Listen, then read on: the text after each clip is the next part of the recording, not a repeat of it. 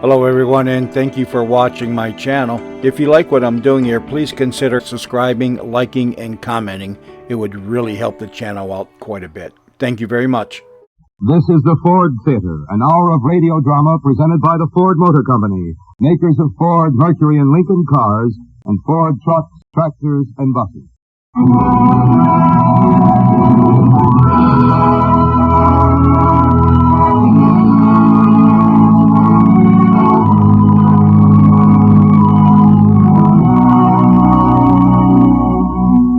May we introduce as spokesman for the management of the Ford Theater, the distinguished playwright, actor, and producer, co-author of Life with Father and State of the Union, Mr. Howard Lindsay.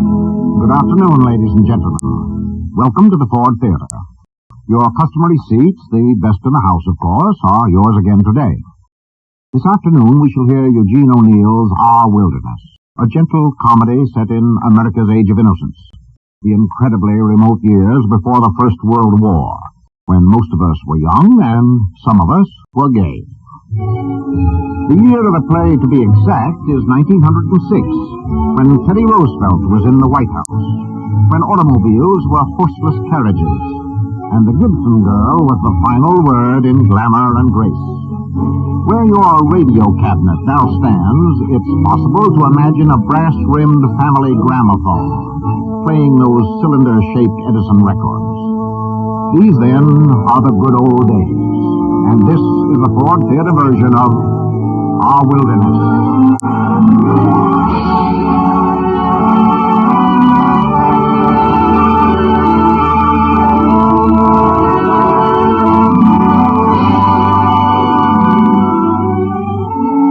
Back here in 1906, we want you to meet Richard Miller, aged 16. A promising young man, but at this period somewhat mixed up in his mind about life and love and all that. Richard lives in a small New England town, which might very well be a small town anywhere. We meet Richard on an auspicious occasion. It's the glorious morning of the glorious 4th of July, 1906, and the hour is just past sunrise. Everyone of sense is still in bed, naturally. You see, don't you, Muriel, that this is a very grave moment? It's a very grave moment in our lives. Oh, yes. Matter of fact, you could almost call it an awful moment. Awful? Richard Miller, that's why I sneak out of the house at the crack of dawn just to meet you here on the beach so we I'm using awful in the Elizabethan sense, Muriel, as Shelley would have used it, meaning full of awe. Oh. I hope my father isn't up yet. If he finds out I sneaked out to the beach before breakfast... Your father is insignificant, Muriel, in the scheme of things. Oh, excuse me. You do agree, don't you, Muriel, that it's important for two people who are going to be married when one gets out of Yale to see the sunrise together? Oh, of course I do, Dick. Only what? Well, couldn't we find a nice flat rock to sit on? Do we have to sit on such a pointy one? It's more significant to see the sunrise from a wild shoal. Oh, I see. What are you thinking of right now, Muriel? Oh, I was wondering what my mother was going to make for breakfast. I didn't have time to eat before I met you. Breakfast? At this highly historic moment in our lives, Don't you care anything at all about life, Muriel? You know I do, Richard. Only I'm hungry. Oh. And if my father finds out I sneaked out to meet you... The brave man has to give his life away. Give it like a royal heart. Let the price be nothing. What's that, Dick? Another poem? That's from Carlyle's French Revolution. You're terribly wild and free, aren't you, Dick? Oh, not so much. Well, I guess we better start for home before your folks begin worrying about you. What about your folks? My folks?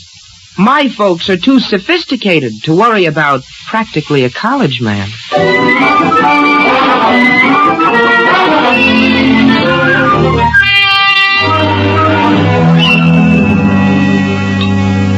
Where can he be, Nat? I'm terribly worried. No, Essie, I told you there's nothing to worry about. Richard's probably out catching a fish for breakfast or something. This may be the period when he eats nothing but what he catches himself. You should know your own son by this time. But going off without his breakfast. He's a growing boy. Uncle Sid didn't come down to breakfast either, Ma. Is Uncle Sid... Uncle Sid didn't come down to breakfast because he had a hangover. Arthur? Yes, Mother. And Mildred, finish your milk. Oh, I'm full, Ma. Can't I go out now? I want to set off my firecracker. It's too early in the morning. Oh, let her go, Essie. Thanks, Pa. Only see that you set off your firecrackers away. I don't know which is worse, Mildred banging doors or Richard trying to live like some character from Dostoevsky. That reminds me, Nat. I've been meaning to speak to you about those awful books Richard's been reading. Oh, not today, Essie. Not on the 4th. Well, you'll have to give him a good talking to, and today's as good a day as any. I'll go get them right now. I found out where he hid them, on the shelf in his wardrobe. Pass the cream, will you, Arthur? Sure, Dad. Thank you. While we're on the subject, Dad... Now, Arthur, you're not going to tell me something fresh and horrible about Richard. I couldn't stand it. Well, it's pretty darn disgusting the way Richard's been mooning around that Macumber girl. Now, when I was his age... Don't tax your memory, Arthur. Well, it's pretty darned embarrassing, I tell you, for a man to come home on his summer vacation from Yale and see his own kid brother... Why, Pa, he's making a darn fool of himself. Do you know what he's doing now? He's reading poetry to that girl in broad daylight. I can see how that would upset you. Well, it's pretty darn disgusting. Don't tell me who you're talking about. I know. Oh, good morning, Uncle Sid. Morning, Bula. Guess I made a pretty disgusting picture at dinner last night, Nat. Oh, I wouldn't say that, Sid. You were pretty funny, though, when you wore the lampshade on your head, Uncle Sid. Oh, was Essie awful mad? Not especially. Lily acted kind of quiet, but she didn't go home early the way she usually does when you're, You proposed to Lily over the lobster, Uncle Sid, and she said it was Providence that made her turn you down for a teaching job 16 years ago. And Arthur, didn't you say you were going to celebrate the 4th in a special way this year? What? Oh, yes. I'm taking Ethel Rand canoeing. Well, don't you think you ought to start, son? You don't want to keep her waiting. Oh, that's true, too, isn't it, Dad? I guess I'd better get going. So long, folks. So long, son. And if you see Richard anywhere, tell him to come home at once. Tell him I want to talk to him.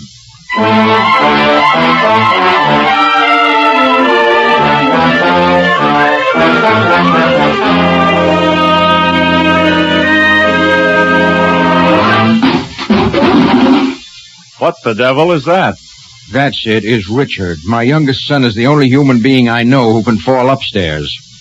Richard! Yes, Father? Come in here. Anything wrong, Father? Where have you been? Your mother's been worried to death about you. Woman's life is filled with fear. Each frightened moment lasts a year. Well, that puts things in their place. Just for this morning, Richard, will you try to spare us the full extent of your profundity? Where have you been? Watching the sun come up over the ocean. Alone? With Muriel Macumber. I was reading to her out of Carlyle's French Revolution. I'm sure she was fascinated. What's that, Uncle Sid? I'm glad you're reading Carlyle, son. It's a darn fine book. Have you read it, Pa? Well, I'll tell you, Richard, sometimes even a broken-down old newspaper publisher can't get out of reading a book or two. Oh, Pa, I didn't mean... I know you... Say, isn't it a great book? That part about Mirabeau and Marat and Robespierre. Never you mind about Robespierre, young man. Where have you been? Oh, no place, Ma. He had to clock the sun in this morning, Essie. You, Sid, can be ashamed, too. Well, Promising to take Lily to the bonfire last night, then coming home all... You may be my own brother, Sid, but I tell you that's no way to treat your fiancée, even if you have been engaged for 16 years. I didn't mean to do it, Essie. I just stopped off. I know what you stopped off for. Now, I think you'd want to make up to her. Something awful. What to do, Essie? I'm going to. Well, she's waiting on the back porch for you. Go ask her to come on an automobile ride. Tell her Nat's going to drive to the lighthouse. Oh, I see. Sid and I are going to the Sachem Club picnic. The Sachem Club picnic isn't until later. Go on now, Sid Davis. Well, my own brother acting that way with his own fiancée. well, sure, Essie. I was going to ask her anyhow. Gosh, you didn't think I wasn't going to ask her, did you? I was going to ask her anyhow. How that woman has put up with him for all these years. Now, young man, where are those books? What books, Ma? You know very well what books. They were on the shelf in your wardrobe. Now you've gone and hid them somewhere else. You go right up and bring them to your father. Oh, but I... Oh, he doesn't really have to go and get them now, does he, Essie? We can look at them some other time. And besides, he has a right to keep his library to himself. Nat? Well, that is, if they're not too, What books are they, Richard? Oh, Pa. I'll tell you what books they are if he won't. There are 2 books there by that Oscar Wilde. The one there was all that hullabaloo about. Don't remember what. There's some kind of ballad there about a fella runs around killing his best friends. The Ballad of Red and Gold. One of the greatest poems ever written. Fine reading for a young boy. There were 2 books there, Nat, by that Bernard Shaw. And a book of poems by that Swinburne. Poems and ballads by Swinburne, Ma. The greatest poet since Shelley. Why, he tells the truth about real love. Love? Well, all I can say is if he wasn't flung in jail, a mistake's been made in justice. The things he says, Nat. But there was another one. Something called the Rubaiyat, what is it, Richard? The Rubaiyat of Omar Khayyam. That's the best of all. I've read that, Essie. Why, Nat? Matter of fact, there's some fine things in it, seems to me. True things. Well, Nat, I don't see how you... Gee, it's wonderful, isn't it, Pa? A book of verses underneath the bough, a jug of wine, a loaf of bread, and thou beside me singing in the wilderness. Did you have your breakfast, Richard? Oh, Ma, for Pete's sake, is that all you can think about? Food? When a man's concerned with matters of the soul, Essie... All I asked was if he had his breakfast. Who cares about food? Well, I had a slice of ham, a couple of eggs, a bowl of cornflakes, a banana, and a sardine sandwich, but who cares about food? Food means nothing to me. Nothing at all.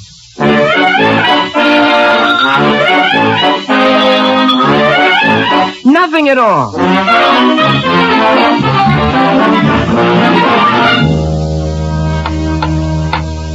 You want the wrench, Pa? Not yet, Dick. I've got to raise the auto first. Give me the jack handle, will you? Oh, here you are, Pa. You almost ready, Nat? Bessie wants to know. What'd she say? It's Lily. She wants to know if you're almost ready, Ma's asking. Any minute, tell her. Any minute, Lily. How many miles is it to the lighthouse, Pa, about? About 20 each way. I'll take the wrench now. Here, Pa. Boy, you sure have to be careful on a long trip like that. You sure don't want any tires blowing out, do you, Pa? Oh, Mildred and her firecrackers. Richard, you run tell her to take 'em out back. All right, Pa. Tell her to... Say, who's that coming up the walk? It's Mr. McCumber, Pa. Well, now, what do you suppose he'd want at this time of day? It's to complain about something, that I know, but what? I'd better go tell Mildred, Pa.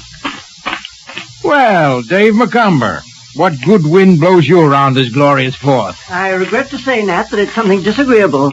Disgraceful would be nearer the truth, and it concerns your son, Richard. Oh, come now, Dave. I'm sure Richard hasn't... He has, and I have proof of everything in his own handwriting. Well, now, hold on a minute. Proof of what? Just what is it you're charging him with? With being dissolute and blasphemous, and with deliberately attempting to corrupt the morals of my daughter Muriel. Then I'm afraid I'll have to call you a liar, Dave. I thought you'd get round to that, so I brought the proofs with me. I've got them right here in my wallet. My wife found them in Muriel's handkerchief drawer. You'll see they're all in his handwriting. Well, what's in his handwriting? What are you talking about? Muriel's confessed to me that he wrote them. You read them and then say I'm a liar. Here, read it. What the devil? Evidently you've been too busy to take the right care of Richard's upbringing, or what he's allowed to read. Look there. My life is bitter with thy love. Thine eyes blind me, thy tresses burn me, thy sharp sighs divide my flesh and spirit. Why, you darn old fool. Can't you see that Richard's only trying to show what a young hellion he is? Why, at heart, Richard is just as innocent and as big a kid as your Muriel. This stuff doesn't mean anything to me.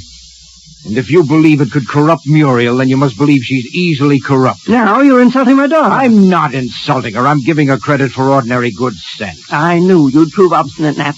But I never dreamed you'd have the impudence to claim that your son was innocent of all wrongdoing after reading those papers. No, well, just what did you dream I'd do? Take and give that boy a hiding he'd remember to the last day of his life.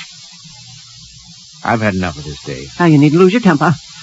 I'm only demanding you do your duty by yours as I've done by mine. I'm punishing Muriel, and yet she's blameless compared to that... I said I've had enough, Dave. You needn't lay hands on me. I'm going. But don't think you're not going to regret this. I'm taking the advertisement for my store out of your paper. You can take your advertisement. And I'll tell you what else I'm doing. I'm going to see to it that my Muriel never sees your son again. And that's just fine with me, because I'll tell you what I'm doing. I'm going to see to it that Richard never sees Muriel again. Richard?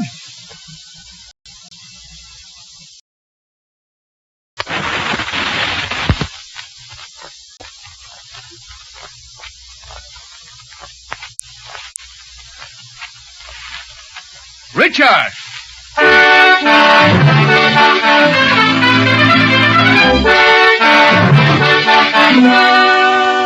Muriel? Muriel! What is it, Father? Come in here. What's the matter, Pa? Plenty is the matter. I want you to write a letter. Doesn't want my advertisement, eh? Who do you want me to write a letter to, Pa? To Richard Miller. Dick? I want you to tell that young scoundrel that you're never going to see him again. Father! No one's going to call me a darn fool. You write as I say. But I don't have a pen. Now, use my pen. Mr. Richard Miller. I'll die, Pa. I'll die if I never see him again. It'll take more than the absence of Richard Miller to separate you from this earth. Mr. Richard Miller. Dear Dick. Mr. Richard Miller.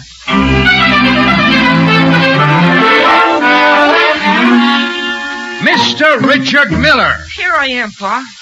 I thought I told you, young man, to come back as soon as Macomber left. Didn't you hear me call? Where have you been hiding? I wasn't hiding, Pa. I was... Well, Mildred was making such a racket with the firecrackers, I just didn't hear you, Pa. It wouldn't be that you heard what Mr. Macomber and I were talking about, would it? Well, I see you did.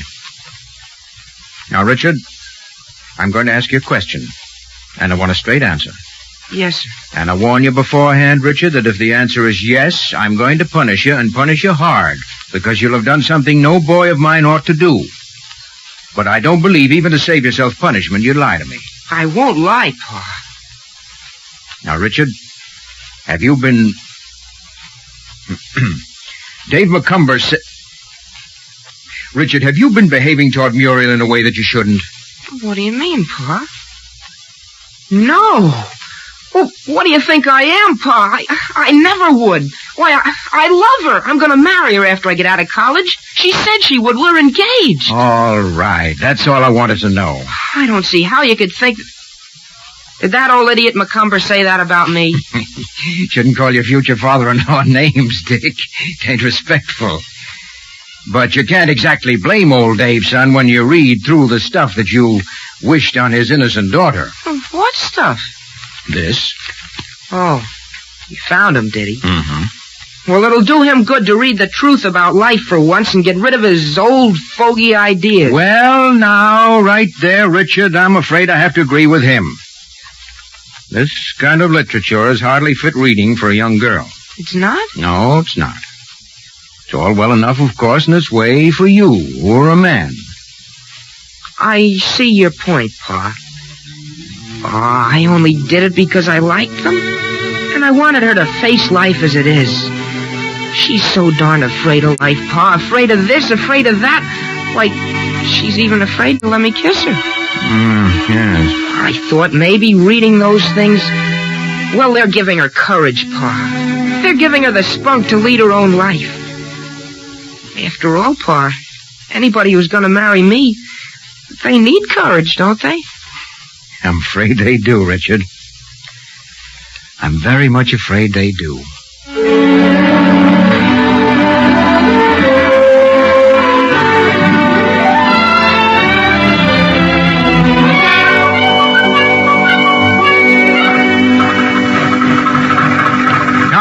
Everybody, Lily, Sid, Essie, come on now. I've got the auto started. I'll get in first, Essie. All right, dear. Button up your duster, Lily. You like it? It's new. Richard! Where's Richard? Here I am, Ma. You sure you don't want to come along, Richard? It's a nice drive to the lighthouse and back. Well, thanks just the same, Pa.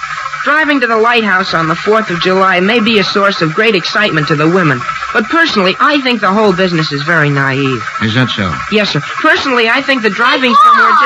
Richard! We're right here, Mildred. What are you bellowing about? Yes, what are you bellowing about? You shut up, Dick. Here's a letter for you. For me? What, mail on the 4th of July? The little boy brought it. Says it's from old man Macomber. What would Mr. Macomber be writing to me for? Why don't you open it and see? Oh, you mind your business. Richard, maybe you better be prepared for a bit of a blow. Oh, a blow? If the letter says what I think it does. But never mind, son. There are a lot of other fish in the sea. Coming along, Mildred? Richard Miller. I never wish to speak to you again. I would prefer wanted me to reach me very truly yours, Muriel Macomber. The little coward. I hate her. I hate her. She can't treat me like that. I'll show her. Oh, gosh, I think my stomach's sick.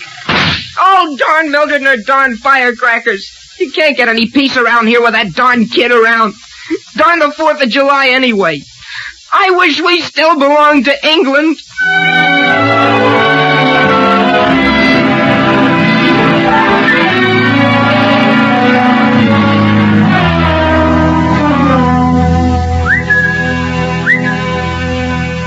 Who's there? Hey, Art.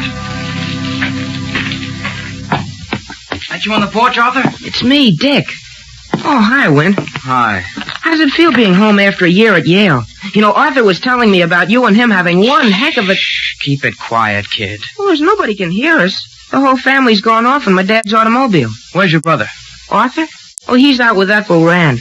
Won't be home till about 10 at least. Oh, fine. Just dandy. What's the matter, Win? Can I help? Well, can you keep your face shut? Oh, sure I can, Win. Well, listen, I ran into a couple of girls Art and I met in, New Haven. Oh, what are they doing here? Oh, they're visiting or something. Anyway, I dated them up for tonight.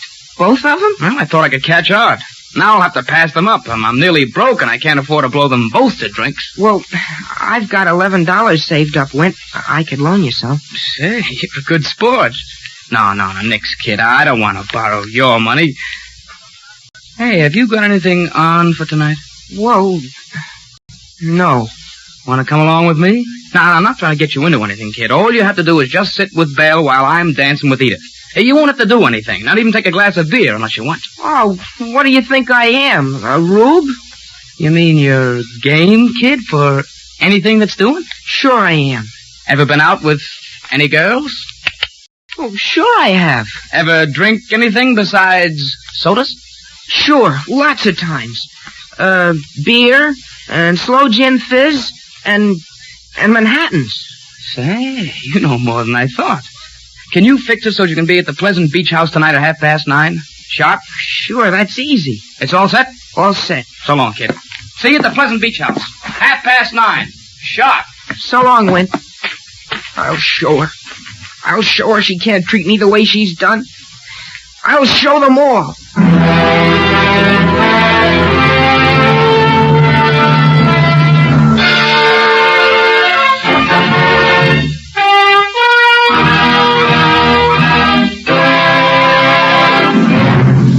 I can predict with a great deal of confidence that in Act 2, shortly to follow, Richard will indeed show 'em all. There are fireworks ahead.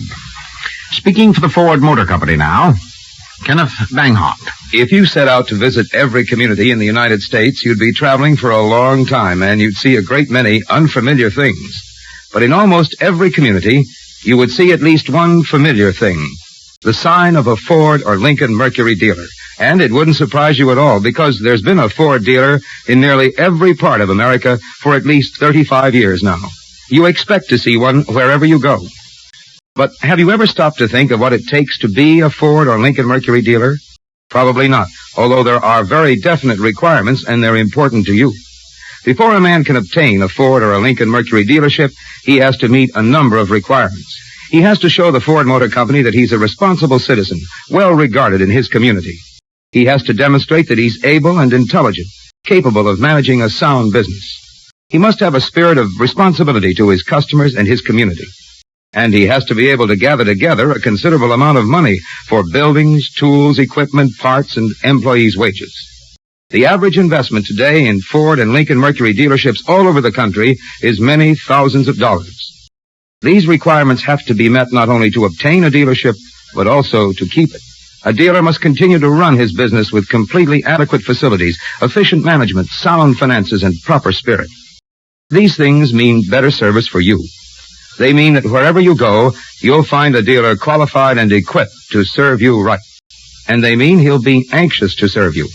The more than 7,000 independent businessmen who are your Ford and Lincoln Mercury dealers know that their success depends on pleasing you. Their investment, their future, their jobs and their employees' jobs, their whole business depends on making you a satisfied customer. And they know that very well. It's just common sense. Good service is good business. That's why you'll get good service when you go to your Ford or Lincoln Mercury dealer.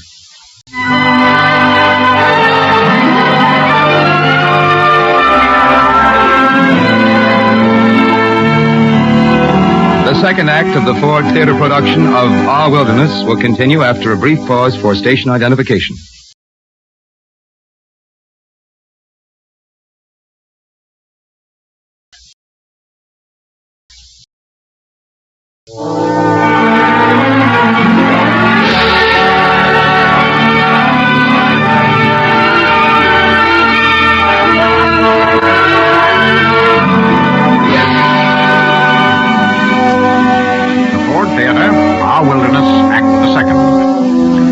Back in the year 1906. It's 11 hours later, 11 hours since Muriel's letter reached Richard, informing him that all is o'er between them. We find Richard now in the back room of a small and clearly disreputable hotel. The dingy room is lighted by two fly-specked globes in two fly-specked wall brackets set into the hideous saffron-colored fly-specked wallpaper. Here, beside the door marked Family Entrance, blares a nickel-in-the-slot player piano. And here, sitting beside a beer-stained table, is Richard, forgetting it all with a lady known as Belle. Aren't we having a nice time, Richard? Aren't we having a wonderful time? Sure, Belle. Oh, come on, say it like you mean it. Now, you say, I'm having a wonderful time, Bill. I'm having a wonderful time, Belle. Well, then drink up your beer, why don't you? It's getting flat. Oh, I let it get that way on purpose. I like it better when it's flat. You're a scream kid, isn't he, George? Yeah. Bartenders are always called George. Yeah, he's a scream, all right. He's also a spender. My head's dizzy bringing you in drinks. Ah, don't let him kid you, Dick. You show him. Loosen up and buy another drink. What do you say? Huh? Oh, sure. Excuse me. I was thinking of something else. See what the lady will have, and have one on me yourself, George. That's talking. Didn't I say you were a sport? I'll take a cigar on you. What's yours, kiddo? The same? Yeah, make it a real one, will you? I'll try, seeing it's you. What's yours? Another beer? A small one, please. I'm not thirsty. Say, honest, kid, are things that slow around here? Filling up on beer will only make you sleepy. Come on, have a man's drink. All right. I was going to anyway. Bring me a slow gin fizz. And make it good. You know what I mean? Something that'll warm him up, huh? Sure, I get you. Hey, anybody around? How about some service out here? Yeah, coming. You know something? You're a very sweet kid. You're a very sweet kid. I think I could like you a lot. Say, where did Wint go with your girlfriend? Out on the porch, holding hands. Oh. Why don't you hold my hand, Dickie boy? Don't you like me? Well, sure I like you. Only what? Well, it's only that I've got a weight on my mind. You have? Well, here, have a cigarette. That'll take it off. You smoke, don't you? What? Oh, sure I do. Yeah, I've been smoking for years. Only at the moment, I don't happen to care for the weed. Well, suit yourself.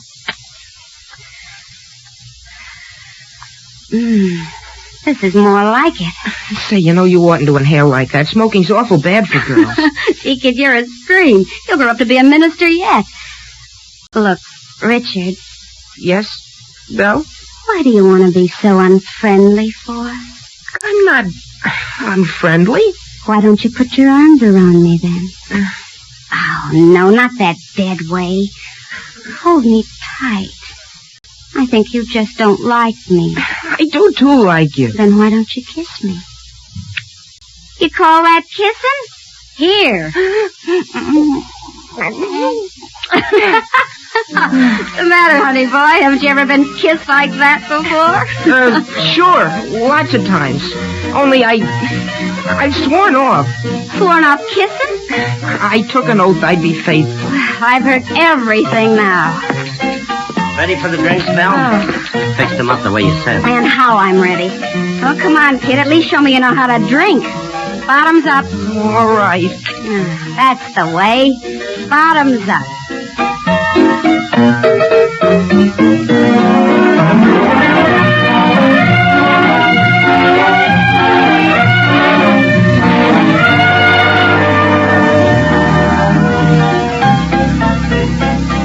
another the same, George. Yeah, right. Nothing else to do. May as well drink. Hey, doesn't anybody live in this town? What do you do here? Pull in the streets at 9? Pull in the streets and roll up the sidewalks. What's your line? Chinaware. And if you're asking how's business, it's on ice. Folks don't even eat around here.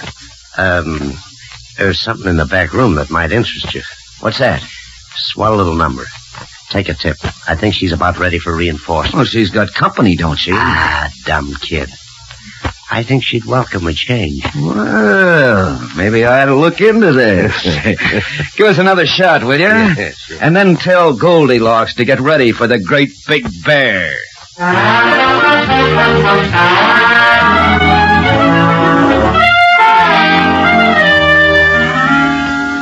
But I wouldn't do such, 'cause I love her too much. But I learned about women from her. Let's have another drink. You've had enough. You know, you're a nice girl, Belle. A very nice girl. But you oughtn't to lead this kind of life. Why don't you reform? Reform? Now look here, I'm getting sick of it. Good evening.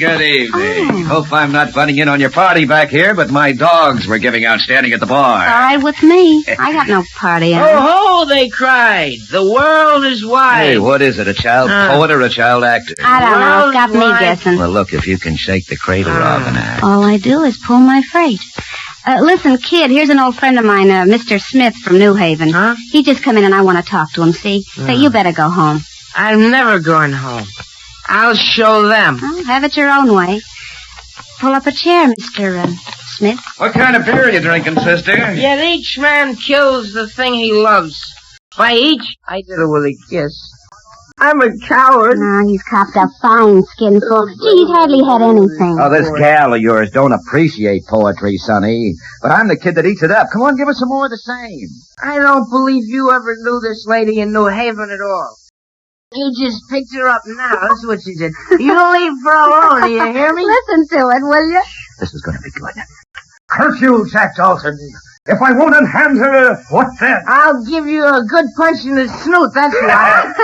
Help! Hey, what's going on in here? He's going to murder me! He's too darn fresh. Well, cut out the noise here. All of you. George. None of my business, George, but if I were in your boots... he's underage, George. He told me he was over 18. And I tell you, I'm Teddy Roosevelt. Now, if you're not looking for trouble... Yeah. All right, son. On your way. Beat it. I will not beat it. I'll give him the bum's rush, George. Let go of me, you dirty coward. Quiet now, or I'll pin a Marianne on your jaw that'll quiet you. Oh, you want to fight, do you? All right, come on. Come on, I'm game. Come on, fight. He's breaking up the furniture. That's what I'll do to you, Why, too. you want to get tough, do you? All right. Come on and fight. I'll fight any man in this room. Come on and fight.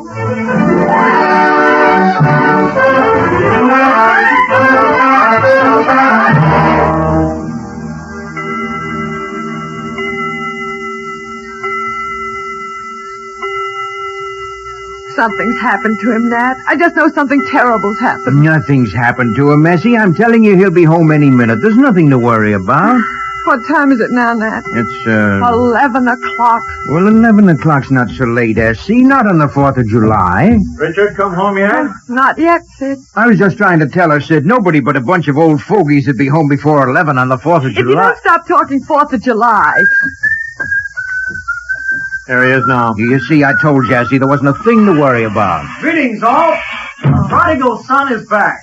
Oh, it's you, Arthur. Oh, we thought it was Richard. Isn't he home? Say, he oughtn't to be allowed out this late at his age. When I was his age... We know all about that, Arthur. He's right. He's right. You don't know what might have happened to him. You read in the papers every day about boys getting run over by automobiles. Why don't you do something? Why don't you go out and find him? Well, I was going to go out and look anyway if he wasn't back by 12 sharp, but if it'll ease your mind... Now, that's him. I know that's him. It falls like him. Richard? Oh, thank heaven. Well, darn him. I'll give him the devil for worrying us like this. Richard! Hello, folks. Hello, everybody. Richard.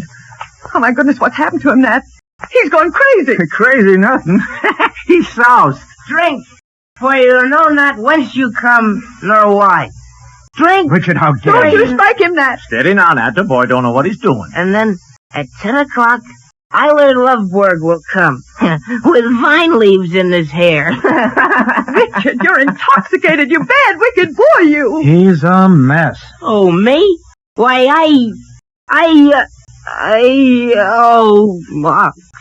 I feel rotten. Dick, my baby. Let me handle this, Essie. All right now, boy. You'll be all right now. Dad, he's sick. You let me take care of this, Essie. I know this game backwards.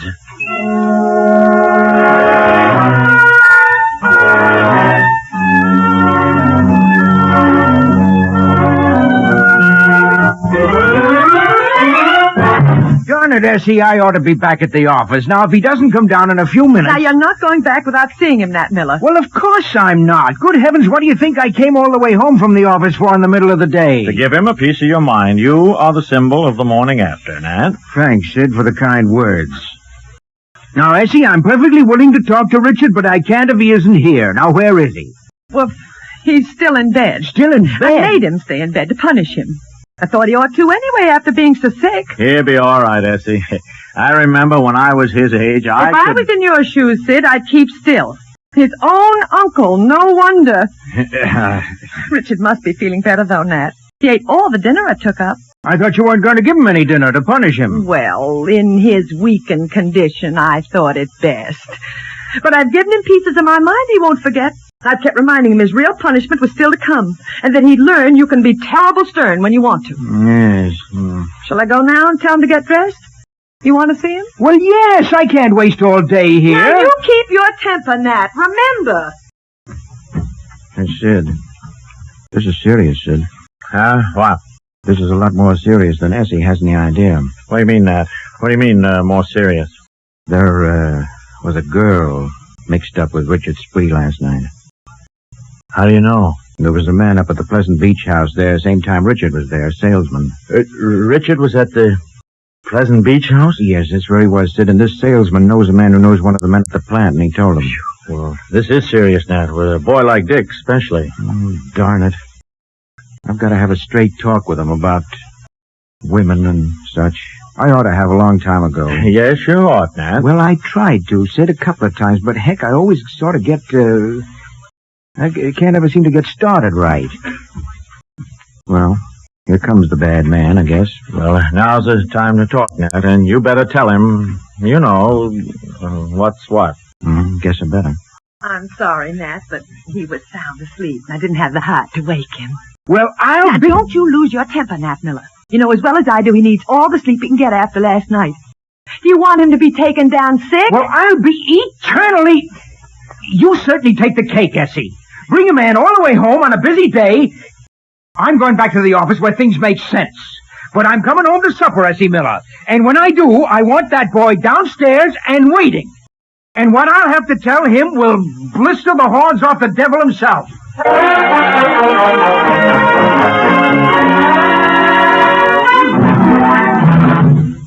Intermission, while Richard sleeps and the household worries. For the Ford Motor Company, once more, Kenneth Banghart. When you want to have something done for your Ford, no matter what it is, take it to your Ford dealer. That's only logical because your Ford dealer knows your Ford best. Fords are his business.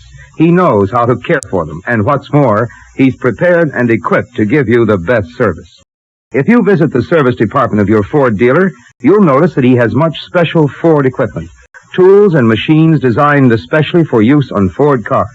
You'll see equipment like the diagnosis test set, an ignition stroboscope, a complete electrical laboratory on wheels designed to detect causes of car troubles quickly and accurately.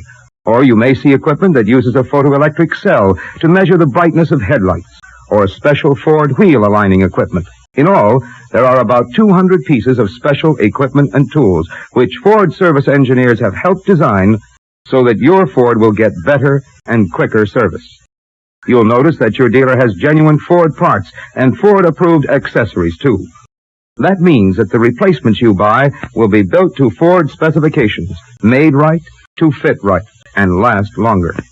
And you'll find that your dealer's mechanics are Ford-trained, that they know the factory-approved methods of servicing your car, methods worked out by the men who planned and made your Ford.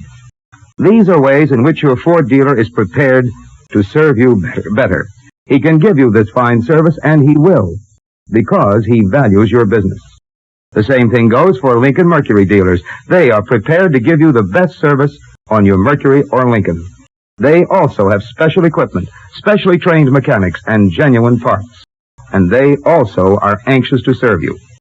Next time, go to the man who knows your car best, your Ford or Lincoln Mercury dealer. He'll make you a satisfied customer if you give him the chance.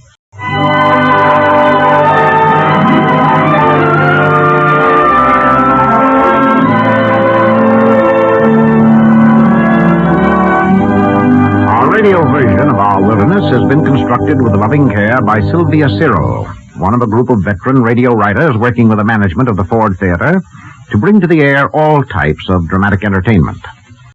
For the benefit of newcomers to this playhouse, I'd like to stress that word all once more. In the weeks ahead, you will find here radio versions of movies, stage plays, novels, and operettas, as well as revivals of past radio successes, and new plays commissioned to be written especially for radio and the Ford Theater. Next week, for example, we shall present our first Ford original. Critics of radio have complained that the broadcast medium has produced few dramatic writers of important stature during its 25 years of existence. The management of the Ford Theater has attempted, by offering high rewards in both money and prestige, to encourage original work of high caliber aimed directly at radio production. The first result is next week's play, The Power and the Glory, by Hector Chevigny. The Power and the Glory is a serious drama about politics and prejudice, involving a conflict between political pressure and academic freedom in the medical school of an American state university. Be sure to listen to Mr. Chevigny's play next Sunday. And I believe our curtain is about to rise now on the third act of Our Wilderness.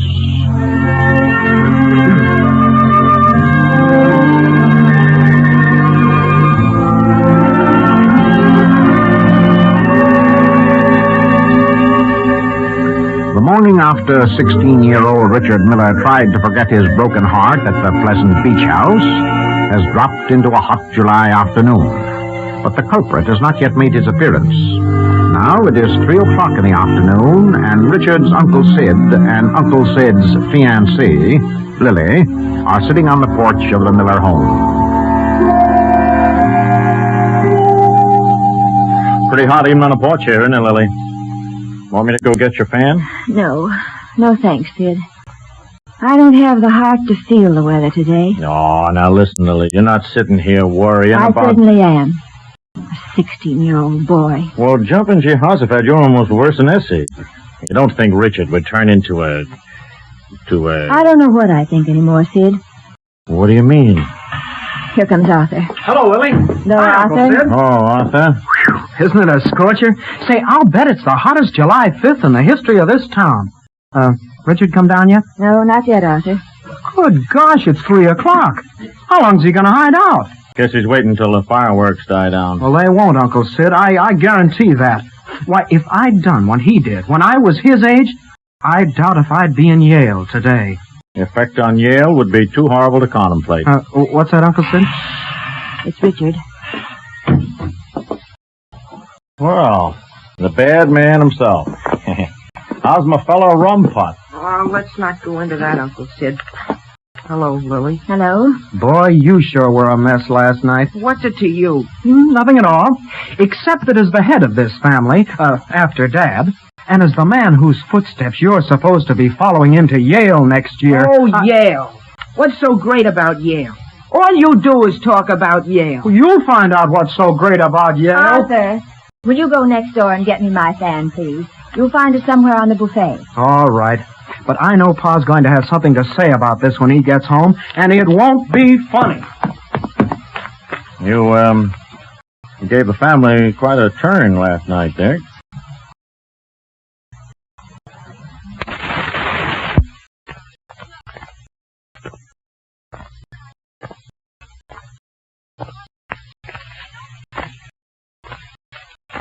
Good grief. What's everybody so excited about? Well, now, maybe I'm the last man in the world who's got a right to talk, Richard. I Yes, I am, but what you did last night... I was desperate, Uncle Sid. Even if she wasn't worth it. I was wounded to the heart. Yeah, well, I like to the quick better myself. It's more stylish. However, This is no laughing matter, Sid. Well, Lily, I didn't say it was a laughing matter. You've got to stop, Richard, before it's too late. Stop what? Even if you won't think of yourself, Richard. Even if you won't think of the disgrace you'll be bringing on your innocent family, think of Muriel. Muriel? Oh, Lily. You'll break her heart, Richard, and you won't know it till it's too late. You don't know, Richard. You don't know the shame and agony of being in love with a drinking man. Lily. Day after day, you keep telling yourself you'll change. You'll be different now, but he's not, Richard. He never is. And all that happens is that you get older and older, and one day you wake up and you... She's got nothing. She's all alone, and her best friend is saying, poor old Muriel, still waiting at her age. Oh, where's Arthur with that fan? Oh, gosh, what's she talking about? Do you know, Uncle Sid? I think I can guess, Dick. Dick! Hey, Richard! Oh, here I am. For Pete's sake, what do you always have to be yelling for? What's everybody looking so gloomy about? Something happened? What'd you want Dick for, Mildred? I have another letter for him. I was passing by Muriel McCumber's house. Muriel? Let me have it. Well, don't grab. Honestly, he gets crazier and crazier every day. Uncle Sid. What's the matter, Dick? You're not going to be sick again, are you? She's going to see me, Uncle Sid. At 9 o'clock tonight. She's going to see me.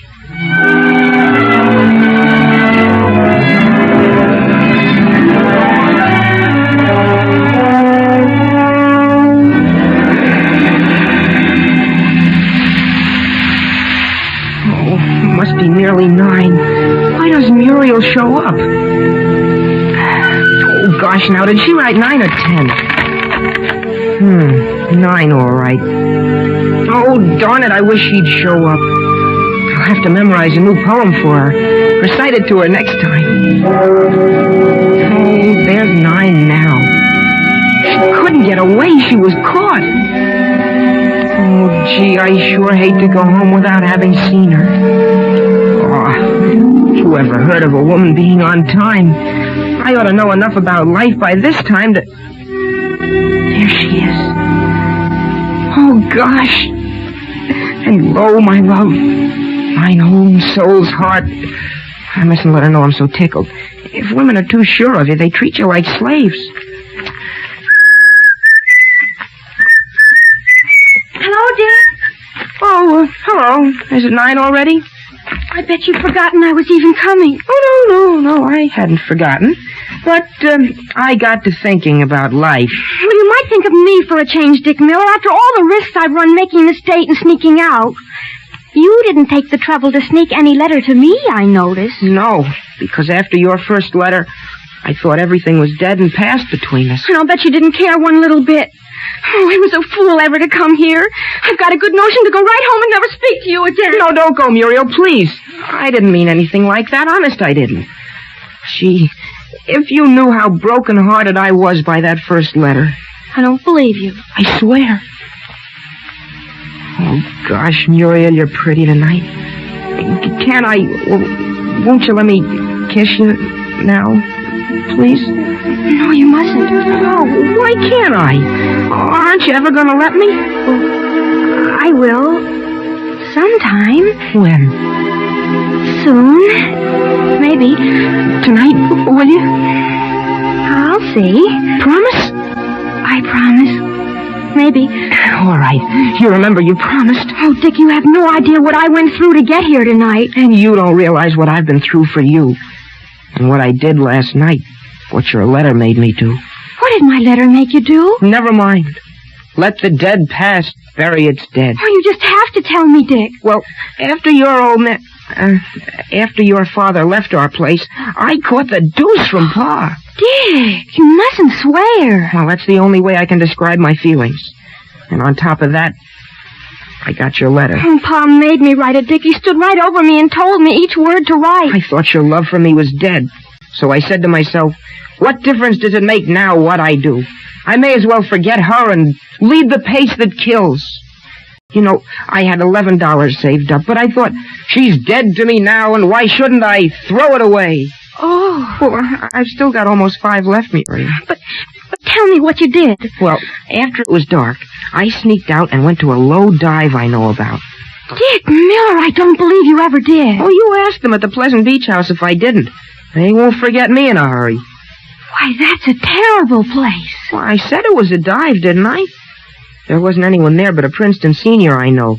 And he had 2 chorus girls from New York with him. And they were all drinking champagne. Dick Miller, I hope you didn't notice. Oh, I noticed one of the girls. The one that wasn't with him. She was looking at me. She had strange-looking eyes. And then she asked me if I wouldn't drink champagne with them and come and sit with her. She must have been a nice thing. Her name was Belle. She had golden hair, the kind that burns and stings you. And she kept smoking one cigarette after another. Oh, but that's nothing for a chorus girl. She was low and bad. And then what happened? Oh, we just kept drinking champagne. And then I had a fight with the barkeep and knocked him down because he insulted her. Why did you fight for her? Why didn't that Princeton senior? Oh, he was too drunk by that time. And were you drunk? Only a little then. Oh, I was worse later. Boy, you ought to have seen me when I got home. I was on the verge of delirium tremens. I'm glad I didn't see you. I hate people who get drunk. I'd have hated you. What happened with that Belle before you went home? Oh, we kept drinking champagne, and she kissed me. Oh, but it was only all in fun. And did you kiss her? No, I didn't. You did too. You're lying. You know it. And here I was wondering how I was ever going to see you again and crying my eyes out while you... Oh, I hate you. I wish you were dead. I never want to lay eyes on you again, and this time I mean it. Goodbye. Muriel. Forever. Muriel, wait. Listen. Oh, I'm ruined.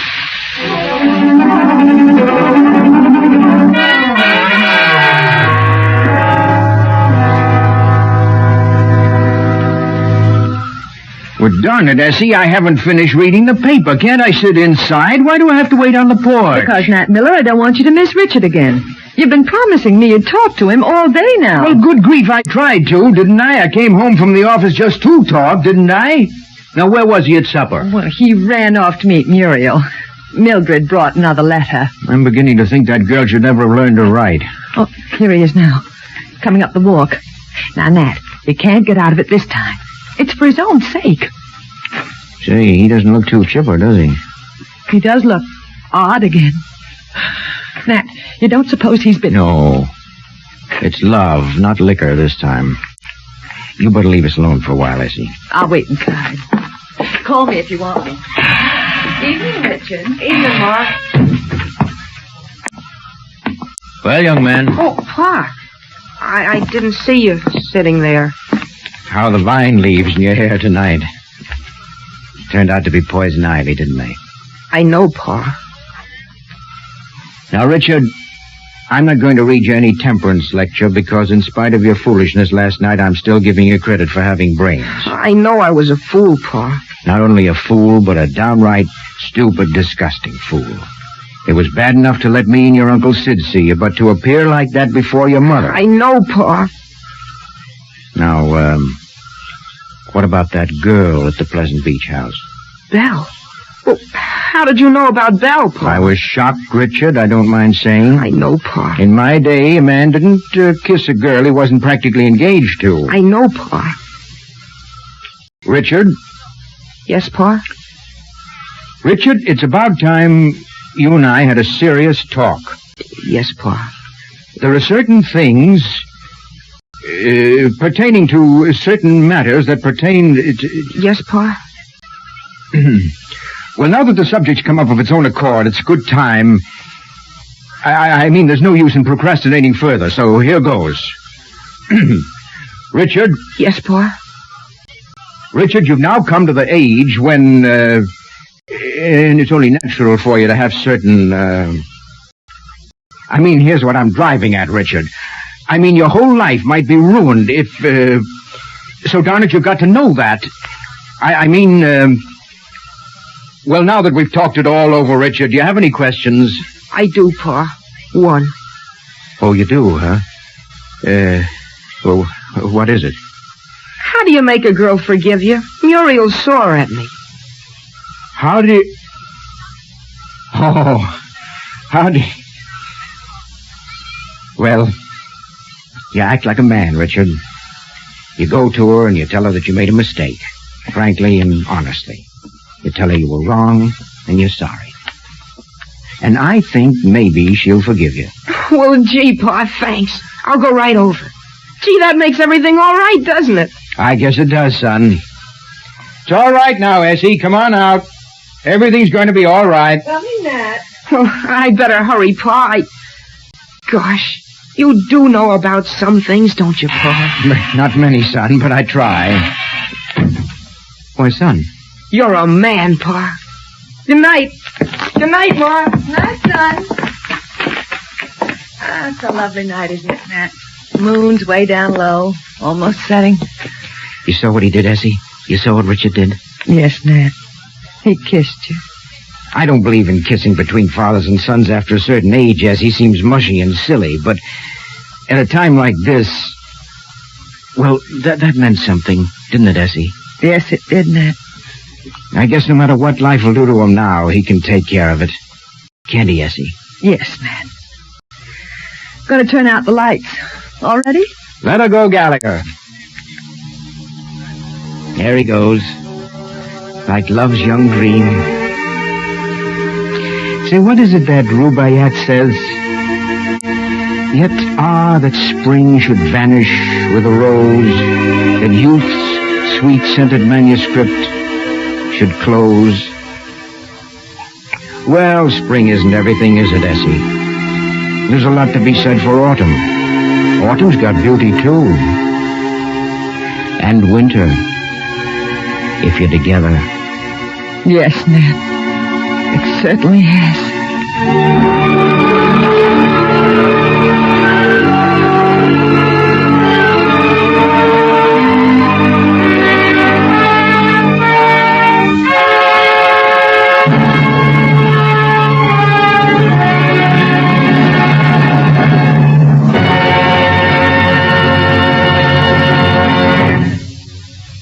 Next week, an event of considerable importance in the progress of broadcast drama.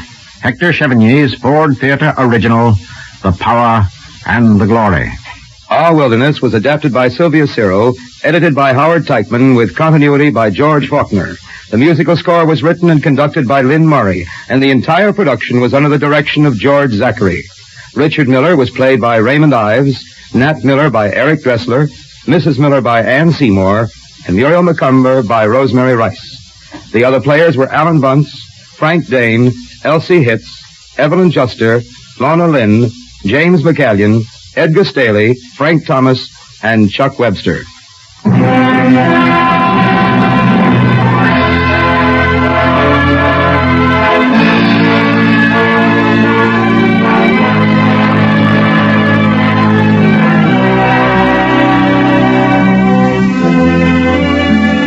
I hope you had a pleasant hour listening to the comedy of the good old days.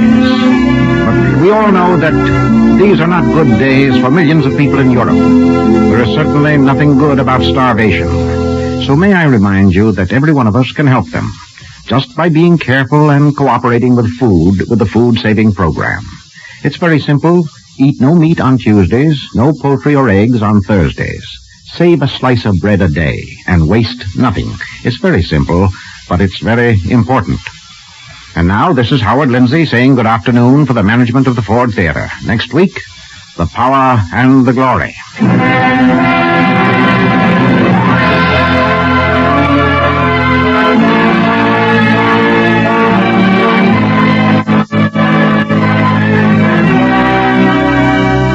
The Ford Theatre is presented by the Ford Motor Company, makers of Ford, Mercury, and Lincoln cars, and Ford trucks, tractors, and buses.